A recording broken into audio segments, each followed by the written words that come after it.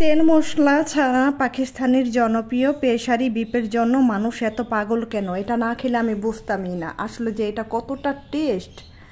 Facebook YouTube খুললে দেখা যায় এই মাংসটার এত জনপ্রিয়তা, তাই ভাবলাম আজকে আমি রান্না করেই ফেলি।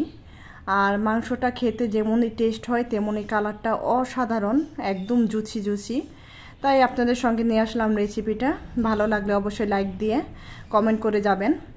আর প্রথমে আমি কিছু মাংস নিয়ে নিয়েছি, কিছু রসুন পেঁয়াজ নিয়ে নিয়েছি। তারপরে আমার ঘরে বেশি টমেটো ছিল না, তাই 1 পিস টমেটো ছিল, 4 ভাগ করে দিয়েছি।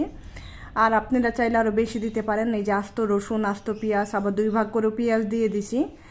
আর দিয়ে দিলাম এই যে কিছু গোলমরিচ ছেঁচে দিছি, আস্ত কিছু গোলমরিচ দিছি। এটার টেস্টটা বাড়াবে এই গোলমরিচে আর কাঁচামরিচে। যে যেমন ঝাল খান তেমন পরিমাণে আর কি ঝালটা দিতে পারেন আপনারা। আর আপনারা চাইলে নাগা মরিচ, যেটা আমরা বোম্বাই মরিচ বলি, সেটাও দিতে পারেন, কিন্তু আমি দিব না। আমার এই বোম্বাই মরিচটা খেলে আমার ফ্যামিলির সমস্যা হয়, তাই। আর কিছু দিয়ে দিলাম আলু, আস্ত আস্ত আলু।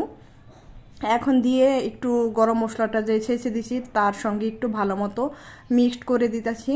তারপর চুলায় বসায় আমি রান্না করে নিলাম। এই যে প্রেশার কুকার তো আর দেখানো যায় না, তাই আমি রান্নাটা প্রেশার কুকারে রান্না করছি। আপনারা চাইলে এইভাবে রান্না করতে পারেন, কারণ এই মাংসটা রান্না একটু সফট করতে হয়, তার জন্য আমি প্রেশার কুকারে দিছি। আর এতটাই সফট হয়েছে যা বলার বাইরে, আপনারা দেখেই বুঝতে পারতেছেন রসুনটা আলুটা কতটা গলে গেছে। এই যে, আর রসুনটা তো খুঁজে পাচ্ছি না।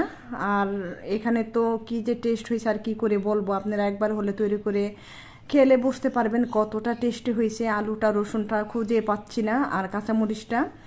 আর এখানে প্রথমে কিন্তু আমি ঘিটা দিছি, ওইটা আমি ক্যামেরাটা অফ ছিল, তাই আপনাদের সঙ্গে দেখাতে পারি নাই। 2 চামচের মতো ঘি দিয়ে দিছি। আমাদের মুন্সিগঞ্জের একদম খাঁটি ঘিটা, এই ঘিটা কিন্তু খুবই টেস্টি। আর এই যে আমি মাংসটা একটু ছিঁড়ে দেখাচ্ছি কতটা জুসি হয়েছে, কতটা সফট হয়েছে এই মাংসটা।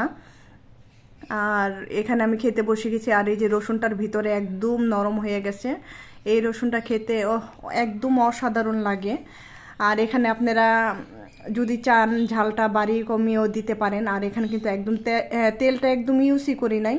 আর যতটুকু টেস্টি হয়, এখানে মরিচ আর ওই যে আদা কুচি দিয়ে দিছি কিন্তু আমি একটু। আর এখানে হলো ইয়াটা আছে না, ঘি।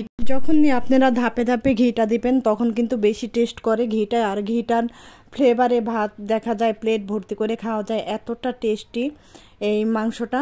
আর এত জনপ্রিয়তা, আর না খেলে আসলে বুঝতাম না। দেখে দেখে তার জন্য আমি রেসিপিটা তৈরি করে ফেললাম, আর আপনাদের সঙ্গে একটু শেয়ার করলাম। যদি ভালো লাগে লাইক কমেন্ট শেয়ার করে বলে যাবেন। আপনাদের সাথে কথা বলতে বলতে ভাত তো প্রায় খেয়ে নিলাম। খেতে মাশাল্লাহ দারুণ ছিল। আর কতবার বলবো, অনেকবার বলে ফেলছি। যাই হোক, ভুল টুরিডিও হলে ক্ষমা করে দিবেন। আর এইভাবে একবার হলে রান্না করে খেয়ে দেখবেন, কেমন হলো জানাবেন।